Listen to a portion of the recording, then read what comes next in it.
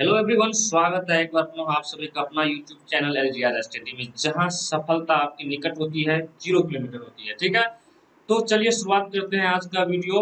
आज की वीडियो में हम देखेंगे क्या, तो क्लास ट्वेल्थ की, जो क्लास ट्वेल्थ की होती है क्या, ठोस अवस्था, जो कि हमारा केमिस्ट्री का फर्स्ट चैप्टर है, उसके लिए हम अति महत्वपूर्ण ऑब्जेक्टिव प्रश्न देखेंगे। क्या देखेंगे? ट्वेल्थ बोर्ड के लिए जो अति महत्वपूर्ण ऑब्जेक्टिव प्रश्न है, उन सभी को देखेंगे। शुरू करते हैं आज का पहला क्वेश्चन। तो पहला क्वेश्चन से पहले आपको बता दें कि आप अगर हमारा एलजीआर स्टडी ऐप अभी तक डाउनलोड नहीं किए हैं तो प्ले स्टोर से जाइए और लोड कीजिए, डाउनलोड कीजिए, क्योंकि इस एप्लीकेशन के माध्यम से आपको सभी विषय का वीवीआई ऑब्जेक्टिव क्वेश्चन मिल जाएगा। ठीक है, उसके बाद उसके बाद जो है आपको उसके बाद आपको वीवीआई सब्जेक्टिव क्वेश्चन मिल जाएगा। उसके बाद क्विक रिवीजन नोट्स मिल जाएगा, उसके साथ मॉडल पेपर का पीडीएफ भी मिल जाएगा, क्लास नोट्स भी आपको मिल जाएंगे और ऑनलाइन टेस्ट देने का भी मौका मिलेगा, वो भी सब बिल्कुल बिल्कुल फ्री में। क्या बिल्कुल फ्री में? तो देर किस बात की, अभी जाइए और एलजीआर स्टडी प्ले स्टोर पे जाकर सर्च कीजिए और आएगा, आपको ऐसे वाले लोगो मिला रहेगा, उस वहां से आप डाउनलोड कर सकते हैं। वो सभी जो है आपको फ्री में मिलेगा। ठीक है, अगर आप पहले यहाँ पर डिस्क्रिप्शन में भी आपका लिंक दिया गया है, आप वहां से भी जाकर डाउनलोड कर सकते हैं। तो चलिए, पहला क्वेश्चन हमारा कि क्रिस्टल की सीमित पैकिंग में सबसे अधिक खाली स्थान होता है। क्रिस्टल के सीमित पैकिंग में सबसे अधिक खाली स्थान होता है सरल घन इकाई सेल में, पिंड केंद्रित बीसीसी में, फलक केंद्रित में जिसे हम एफसीसी बोलते हैं, या इनमें से सभी। तो इसका सही क्या आंसर हो जाएगा? ऑप्शन नंबर ए, अर्थात सरल घन इकाई सेल में। क्या? तो सरल घन इकाई सेल में जो है, जो क्रिस्टल के सीमित पैकिंग में सबसे अधिक खाली स्थान होता है।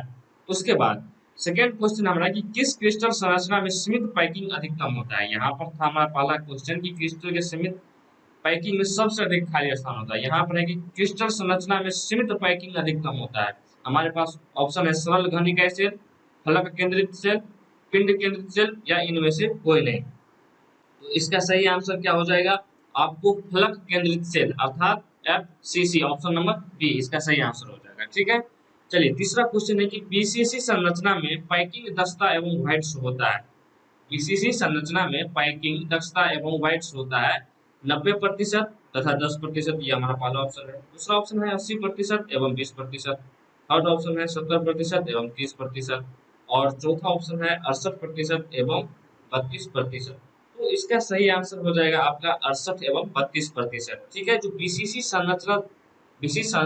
संरचना जो होता है उसमें पैकिंग दक्षता एवं व्हाइट्स का जो रेशियो होता है वो क्या होता है? तो 68% और 32%। राइट, चलिए उसके बाद 4 नंबर का क्वेश्चन हमारा कि एफसीसी या एचसीपी या सीसीपी में पैकिंग दक्षता तथा व्हाइट की प्रतिशतता है क्या? 74-26, मतलब 74-26, 68-32, 70-30, या इनमें से कोई नहीं। तो इसका सही आंसर हो जाएगा आपका 74-26, अर्थात ऑप्शन नंबर ए। क्या हो जाएगा? Option number A. उसके बाद पांचवा क्वेश्चन है कि क्रिस्टल में समन्वय संख्या में वृद्धि होती है। क्रिस्टल में समन्वय संख्या में वृद्धि होती है ताप वृद्धि से, दाब वृद्धि से, दोनों से, या इनमें से कोई नहीं। हमारे पास जो क्वेश्चन है इसका क्या है कि क्रिस्टल में समन्वय संख्या में वृद्धि होती है। ठीक है, तो इसका जो ऑप्शन हो जाएगा, तो सॉरी आंसर हो जाएगा, वह क्या हो जाएगा? दाब वृद्धि से। क्या हो जाएगा? दाब वृद्धि से। जो दाब वृद्धि होगा, दाब में जो अगर वृद्धि होती है तो क्रिस्टल में जो समन्वय की संख्या होती है वह भी क्या होती है? तो वृद्धि होती है, बढ़ती है। राइट, उसके बाद छठा क्वेश्चन है कि डायमंड जिसे हम हीरा कहते हैं, उसमें पैकिंग दक्षता एवं व्हाइट खाली स्थान की प्रतिशतता क्या है? 34% एवं 66%, पहला ऑप्शन है। सेकेंड ऑप्शन है 70 एवं 30%। उसके बाद थर्ड ऑप्शन है हमारे पास 80% एवं 20%। और लास्ट ऑप्शन है 50% और 50%, मतलब 50-50। ठीक है, तो डायमंड जो होता है, हम जानते हैं कि सबसे जो कठोर पदार्थ होता है अभी हमारे चारों ओर, वो क्या है? तो डायमंड ही होता है। तो उसमें जो आपका पैकिंग दक्षता एवं व्हाइट अर्थात खाली स्थान का जो रेशियो होता है वह क्या होता है? 34 एवं 66%। क्या? 34% एवं 66%। ठीक है, तो यह हमारा छठा क्वेश्चन का आंसर हुआ, ऑप्शन नंबर ए। उसके बाद सातवां क्वेश्चन है कि एफसीसी संरचना में प्रति परमाणु या आयन, that is sphere octahedral voids, sphere octahedral voids की संख्या कितनी होती है? हमारे पास ऑप्शन है 2, 4, 8 और 1, राइट। तो इसका सही आंसर क्या हो जाएगा? ऑप्शन नंबर बी अर्थात 4 कि एफसीसी संरचना में जो एक परमाणु पर जो आयन होते हैं स्फीयर ऑक्टाहेड्रल की संख्या जो होती है वो कितनी होती है? तो 4 होती है, राइट। उसके बाद 8वां क्वेश्चन है हमारा कि निम्न में से फ्रैंकल डिफेक्ट है, निम्न में से फ्रैंकल डिफेक्ट है सोडियम क्लोराइड, सेकेंड ऑप्शन है ग्रेफाइट, ठीक है। उसके बाद थर्ड ऑप्शन है डायमंड और चौथा ऑप्शन है सिल्वर ब्रोमाइड। क्या है हमारा? Silver bromide. देखिए क्या होता है कि फ्रैंकल इफेक्ट निम्न में से किसमें फ्रैंकल इफेक्ट है? तो हमारे पास जो इसका आंसर होगा वह क्या होगा? Silver bromide. क्या हो जाएगा? Silver bromide, right. उसके बाद 9वां क्वेश्चन है कि क्रिस्टल में स्कॉटकी डिफेक्ट पाया जाता है। क्या पाया जाता है? स्कॉटकी डिफेक्ट पाया जाता है क्रिस्टल में। कब पाया जाता है? तो हमारे पास ऑप्शन है कि समान संख्या धन आयन तथा ऋण आयन गायब होता है। उसके बाद सेकेंड ऑप्शन है असमान संख्या में धन आयन तथा एनायन गायब होता है। थर्ड ऑप्शन है आयन इंटरस्टिशियल साइट्स में फंसता है, या चौथा ऑप्शन है हमारा क्रिस्टल का घनत्व बढ़ता है। ठीक है, तो इसका सही आंसर क्या हो जाएगा? ऑप्शन नंबर ए अर्थात समान संख्या धन आयन तथा ऋण आयन क्या होता है? इसमें गायब होता है, जिसके कारण क्या होता है कि स्कॉटकी डिफेक्ट पाया जाता है। क्या होता है? स्कॉटकी डिफेक्ट पाया जाता है। इसका आंसर क्या हो जाएगा? ए, ठीक है।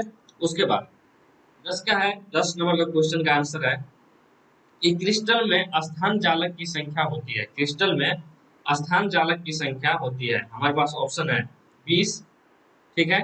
उसके बाद है 14, 230 और 13। तो इसका सही आंसर क्या हो जाएगा? 14, अर्थात क्रिस्टल में जो स्थान जालक की संख्या होती है वह कितनी होती है?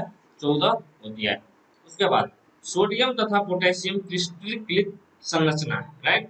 तो इसमें कौन सा है? हमारे पास पहला ऑप्शन है एफसीसी, सेकंड ऑप्शन है बीसीसी, थर्ड ऑप्शन है एससी और ट्राइक्लिक चौथा ऑप्शन है हमारा। तो इसका सही आंसर क्या हो जाएगा?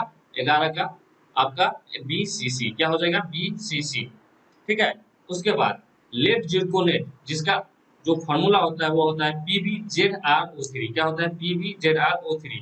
यह क्या होता है? Anti ferro electric, second option है हमारा फेरो इलेक्ट्रिक, डायमैग्नेटिक और लास्ट ऑप्शन है हमारे पास पैरामैग्नेटिक, राइट। तो इसका सही आंसर क्या हो जाएगा? आपको एंटी फेरो इलेक्ट्रिक। क्या होता है एंटी फेरो इलेक्ट्रिक? आप हमें कमेंट में लिख के बताइए, ठीक है। उसके बाद 13 नंबर का क्वेश्चन है कि घनीय संरचना में परमाणु एक कोना पर तथा बी फलक जो है फेस के केंद्र पर है, यौगिक का क्या सूत्र होगा? ओके, देखिए क्यूबिक हमारे पास स्ट्रक्चर है। क्या है? क्यूबिक स्ट्रक्चर है जिसमें परमाणु जो होता है एक कोना पर रहता है तथा बी फलक जो होता है वो फेस के केंद्र पर है। तो उस यौगिक का हमें सूत्र ज्ञात करना है। वो सूत्र क्या क्या होगा? हमारे पास ऑप्शन है ए बी, सेकेंड ऑप्शन है A B three, third option है ए बी टू और लास्ट ऑप्शन है ए टू बी टू, ठीक है। तो इसका सही आंसर हो जाएगा ए बी क्यू। क्या हो जाएगा? A B Q, okay. चलिए उसके बाद चलते हैं। घनीय क्रिस्टल में एलिमेंट सिमेट्री की संख्या होती है। घनीय क्रिस्टल में एलिमेंट सिमेट्री की संख्या होती है। हमारे पास ऑप्शन है 24, 14, सेकेंड ऑप्शन है, थर्ड ऑप्शन है 23 और लास्ट ऑप्शन है 50, राइट। तो इसका सही आंसर क्या हो जाएगा? क्या कर रहा है क्वेश्चन कि घनीय क्रिस्टल में एलिमेंट सिमेट्री की संख्या होती है, राइट। क्या होती है? घनीय क्रिस्टल में एलिमेंट सिमेट्री की संख्या होती है। हमारे पास क्या ऑप्शन है? ऑप्शन है 24, उसके बाद है 14, उसके बाद है 23 और जो लास्ट ऑप्शन है हमारा क्या है? 50। घनीय क्रिस्टल में एलिमेंट सिमेट्री की संख्या क्या होती है? तो इसका सही आंसर हो जाएगा आपका 23, अर्थात 23 हो जाता है, राइट। चलिए उसके बाद 15 क्वेश्चन देखते हैं कि एनायन वैकेंसी में फंसे हुए इलेक्ट्रॉन को क्या कहते हैं? एनायन वैकेंसी में फंसे हुए इलेक्ट्रॉन को क्या कहते हैं? हमारे पास जो ऑप्शन है एफ सेंटर, सेकेंड ऑप्शन है टेट्राहेड्रल होल, उसके बाद बोलते हैं इसको क्या? ऑक्टाहेड्रल होल, ठीक है, ऑक्टाहेड्रल होल। उसके बाद हमारा लास्ट ऑप्शन है उपर्युक्त सभी। तो इसका सही आंसर क्या हो जाएगा? इसका सही आंसर हो जाएगा आपको एफ सेंटर। क्या हो जाएगा? F centre. उसके बाद 16 क्वेश्चन है कि एफ सेंटर युक्त क्रिस्टल होते हैं। क्या होते हैं? एफ सेंटर युक्त क्रिस्टल क्या होते हैं? ठीक है, हमारे पास ऑप्शन होता है कि कलर्ड वीटी पैरामैग्नेटिक होता है या एन टाइप अर्धचालक होता है, सेकंड ऑप्शन है। थर्ड ऑप्शन है कि निश्चित द्विध्रुव आघूर्ण युक्त होता है या इनमें से सभी। तो आपको बता दें कि एब्सेंटर युक्त जो क्रिस्टल होते हैं वह क्या होते हैं कि इनमें से सभी, इसका सही आंसर हो जाएगा क्योंकि यह कलर्ड VT पैराग्राफ मैग्नेटिक भी होते हैं, एन टाइप अर्धचालक भी होते हैं, निश्चित द्विध्रुव आघूर्ण युक्त भी होते हैं और इनमें से सभी, इसका सही आंसर हो जाएगा क्या, तो ऑप्शन नंबर डी। कोई दिक्कत नहीं होनी चाहिए। उसके बाद 17 नंबर का क्वेश्चन है कि ताप वृद्धि के साथ किसकी विद्युत चालकता में कमी आती है। ताप वृद्धि के साथ किसकी विद्युत चालकता में कमी आती है। हमारे पास ऑप्शन है सुचालक अर्थात धातु जिसे कहते हैं, सेकेंड ऑप्शन है अर्धचालक और लास्ट ऑप्शन है कुचालक या चौथा ऑप्शन है इनमें से कोई नहीं। तो इसका सही आंसर हो जाएगा आपका सुचालक अर्थात धातु। इसमें क्या होता है कि ताप अगर वृद्धि होती है तो इसकी जो विद्युत चालकता में होती है वो क्या होती है, उसकी कमी होती है। उसके बाद 18 क्वेश्चन है कि वह ठोस जिसमें एस्कॉट की एवं फ्रेंकेल डिफेक्ट दोनों पाया जाता है वह कौन सा यौगिक है, ठीक है, या ठोस है, ठीक। तो हमारे पास ऑप्शन है AgCl, ठीक है। उसके बाद सेकेंड ऑप्शन है AgBr, उसके बाद थर्ड ऑप्शन है ZnS और लास्ट ऑप्शन है CsCl, राइट। तो इसका सही आंसर क्या हो जाएगा दोस्तों,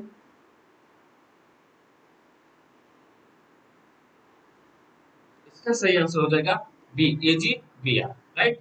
उसके बाद 19 क्वेश्चन है कि ZnO को गर्म करने पर विद्युत चालकता पर क्या प्रभाव पड़ता है। घटता है तो या बढ़ता है, कभी घटता है तो कभी बढ़ता है या अपरिवर्तित रहता है, राइट। तो इसका सही आंसर क्या हो जाएगा आपका कि बढ़ता है। क्या होगा, कभी मानिए सॉरी बढ़ता है हमेशा। ZnO को जो है जिंक ऑक्साइड को गर्म करने पर विद्युत चालकता क्या होता है, तो वह बढ़ता है, राइट।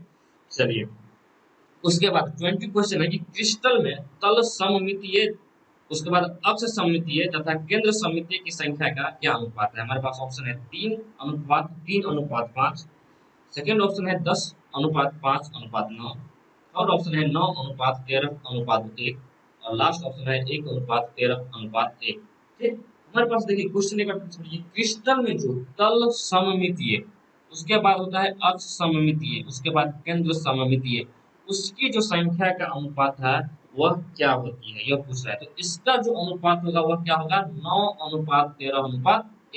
कोई दिक्कत नहीं होनी। निम्नलिखित में किसमें द्विध्रुव आघूर्ण ज्यादा है, निम्नलिखित में किसमें द्विध्रुव आघूर्ण ज्यादा है। हमारे पास ऑप्शन है CH3Cl, ठीक है, सेकेंड ऑप्शन है CH2Cl2, CHCl3 थर्ड ऑप्शन है और लास्ट ऑप्शन है CCl4, राइट। तो इसका सही आंसर क्या हो जाएगा आपका ऑप्शन नंबर सी अर्थात CHCl3, जिसमें होता है क्या होता है कि द्विध्रुव आघूर्ण जो होता है सो सबसे ज्यादा होता है। उसके बाद 22 क्वेश्चन हमारा कि ग्लास शीशा है क्या है, माइक्रो क्रिस्टलीय ठोस, अति शीतलित तरल या जेल, जो हम लोग माथे में लगाते हैं यह भी एक क्या होता है कि जेल होता है जैसे सिटवेट, या इनमें से कोई नहीं। तो ग्लास हमसे पूछ रहा है कि ग्लास इनमें से क्या है।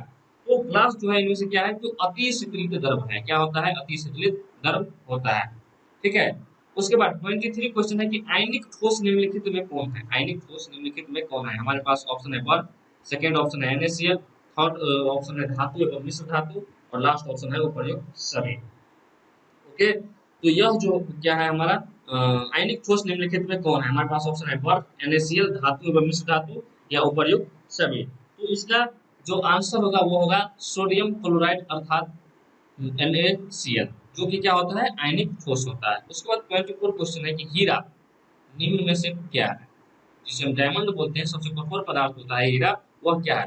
तो पहला ऑप्शन है हमारे पास नेटवर्क सॉलिड, सेकेंड ऑप्शन है आयनिक सॉलिड और थर्ड ऑप्शन है आणविक और लास्ट ऑप्शन है इनमें से कोई नहीं, ठीक है। तो इसका सही आंसर क्या हो जाएगा कि यह क्या होता है, तो नेटवर्क सॉलिड होता है, ठीक है। उसके बाद 25 नंबर का क्वेश्चन है कि NaCl आयनिक ठोस में धनायन तथा ऋणायन का समन्वय संख्या है।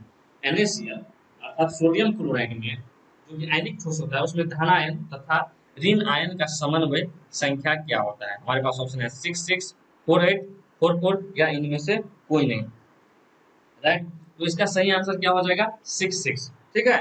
चलिए उसके बाद 26 क्वेश्चन है कि धात्विक ठोस निम्नलिखित में कौन है, ग्रेफाइट एवं डायमंड, धातु एवं मिश्र धातु, बर्फ और NaCl या लास्ट ऑप्शन है हमारे पास सिलिका और क्वार्ट्ज। क्या है, सिलिका और क्वार्ट्ज।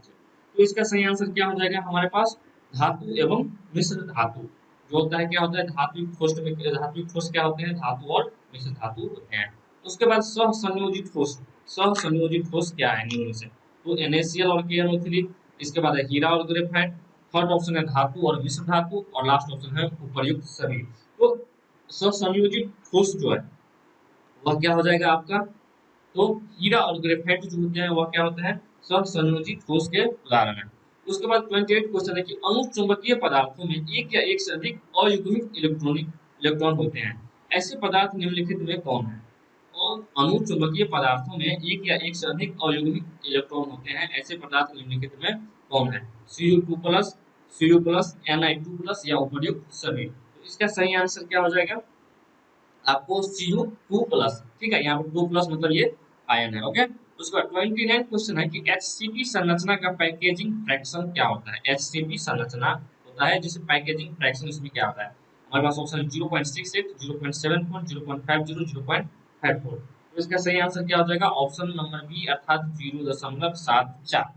उसके बाद 30वां क्वेश्चन है हमारे पास कि विषम संख्या युक्त इलेक्ट्रॉन वाले परमाणु होते हैं। विषम संख्या युक्त इलेक्ट्रॉन वाले परमाणु होते हैं पैरामैग्नेटिक, डायमैग्नेटिक, फेरोमैग्नेटिक या इनमें से कोई नहीं। ठीक है, तो इसका सही आंसर क्या हो जाएगा आपका, पैरामैग्नेटिक। विषम संख्या युक्त इलेक्ट्रॉन वाले जो परमाणु होते हैं उसे हम क्या कहते हैं, पैरामैग्नेटिक। उसके बाद 31 क्वेश्चन है कि बीसीसी यूनिट सेल में एटम्स की संख्या कितनी होती है। बीसीसी यूनिट सेल्स में एटम्स अर्थात परमाणुओं की संख्या कितनी होती है। हमारे पास ऑप्शन है 1, सेकेंड ऑप्शन है 2, थर्ड ऑप्शन है 3 और लास्ट ऑप्शन है क्या, तो 4। तो इसका सही आंसर क्या हो जाएगा, 4। अर्थात बीसीसी यूनिट सेल्स में जो एटीएम की संख्या होती है वह कितनी होती है, 4 होती है। उसके बाद 32 क्वेश्चन है कि एंटी फेरोमैग्नेटिक ऑक्साइड निम्न में से क्या है। एंटी फेरोमैग्नेटिक ऑक्साइड निम्न में से क्या है। हमारे पास ऑप्शन है MnO2, TiO2, VO2 और CrO2। तो इसका सही आंसर क्या हो जाएगा आपका डी अर्थात CrO2। उसके बाद 33 क्वेश्चन है कि NaCl में Ci का Cn क्या होता है। NaCl में जो Cl होता है उसका Cn क्या होता है। हमारे पास ऑप्शन है 8, 6, 4 और 3। ठीक है, तो इसका सही आंसर क्या हो जाएगा 8। कोई दिक्कत नहीं होनी चाहिए। उसके बाद है हमारे पास क्वेश्चन की पी टाइप तथा एन टाइप अर्धचालक की विद्युतीय प्रकृति क्या होती है। ऋणात्मक, धनात्मक, धनात्मक, ऋणात्मक, उदासीन या इनमें से कोई नहीं। तो पी टाइप तथा एन टाइप जो अर्धचालक होते हैं उसमें विद्युतीय प्रकृति प्राय क्या होते हैं, उदासीन होते हैं। इनसे जो विद्युत जाती है तो पास नहीं होती है। राइट, तो इस प्रकार इसका क्या हो जाएगा सही आंसर, ऑप्शन नंबर सी। उसके बाद 35वां क्वेश्चन है कि ताप वृद्धि के साथ किसके विद्युत चालकता में कमी होती है। सुचालक, अर्धचालक या अचालक या कोई नहीं। तो हमारे पास इसका सही आंसर हो जाएगा सुचालक अर्थात धातु। तो कैसा रहा ये वीडियो आप हमें कमेंट में बताइए। मिलते हैं हम अगली नई वीडियो में एक नए और उत्साह के साथ। और अभी आप क्या कीजिए कि एलजीआर स्टडी ऐप आप लोग डाउनलोड कीजिए। ठीक है, क्या करना है, एलजीआर स्टडी ऐप आप लोगों को डाउनलोड करना है। ठीक है, चलिए, आप एलजीआर स्टडी ऐप डाउनलोड करने से फायदा क्या होगा कि आप ऑब्जेक्टिव क्वेश्चन का पीडीएफ यहाँ पर मिल जाएगा, आपको सब्जेक्टिव क्वेश्चन का भी पीडीएफ मिल जाएगा। आपको रिवीजन करने के लिए जो क्विक रिवीजन नोट्स जो होते हैं वो भी आपको मिल जाते हैं। साथ में आपको मॉडल पेपर का पीडीएफ भी आपको वहां पर मिल जाएगा। उसके साथ साथ क्लास नोट्स भी दिए जाएंगे और ऑनलाइन टेस्ट भी देने का यहाँ पर सुविधा है। और यश के लिए आपको एक भी पैसे की जरूरत नहीं मिलेगा, यश सभी के सभी आपको बिल्कुल फ्री में मिलेगा। ठीक है, तो अभी तुरंत डाउनलोड कीजिए। तो चलिए मिलते हैं अगली नई वीडियो में एक नई उमंग उत्साह के साथ। Bye bye, take care.